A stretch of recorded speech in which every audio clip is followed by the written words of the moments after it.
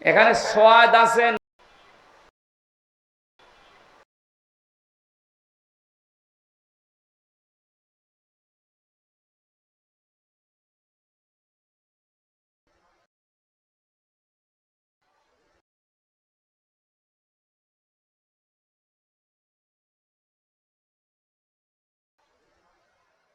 এখানে সোয়াদ আছে, উল্টা পাল্টা করে কাম। এটা করতে গেলে আজ পদে পদে বিপদ। তাহলে এই চারটা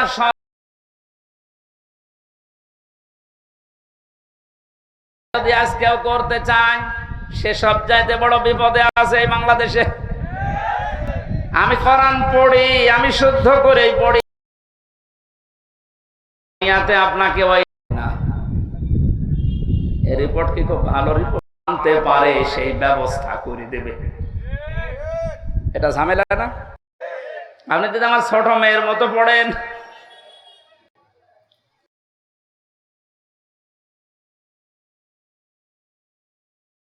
এই কথা এটা আনন্দ ভর্তি করে চলে যায়। আপনার কি ওই রকম ছাত্র নাকি?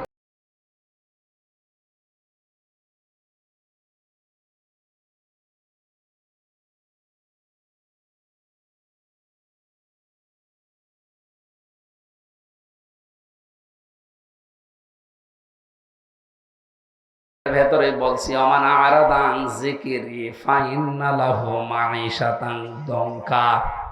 কোরআনে কারীমের সূরা তাহার 124 অংশে আছে আল্লাহ পাক বলেন, আমার নিয়ম নীতি বাদ দিয়ে, আমার কোরআনের বিধান বাদ দিয়ে যদি কেউ উপায় করে, টাকা পয়সা আসবে, চর্ম চোখে দেখবে, বহু কিছুর মালিক হচ্ছে, কিন্তু ওর জীবনের এই আয় উন্নতিতে আমি কোনো বরকত রাখবো না। তাফসীরে কাবীরের ভেতরে দঙ্কার ব্যাখ্যা লিখেছে 7টা। এখানে আলেম আছে না?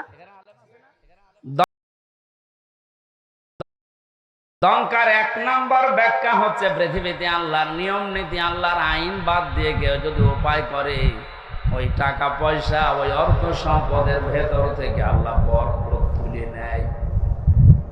2 নম্বরে ওই মানুষগুলো যখন মারা যাবে, এই অবৈধ সম্পদের কারণে এই মানুষটা বেঈমান হয়ে মরবে।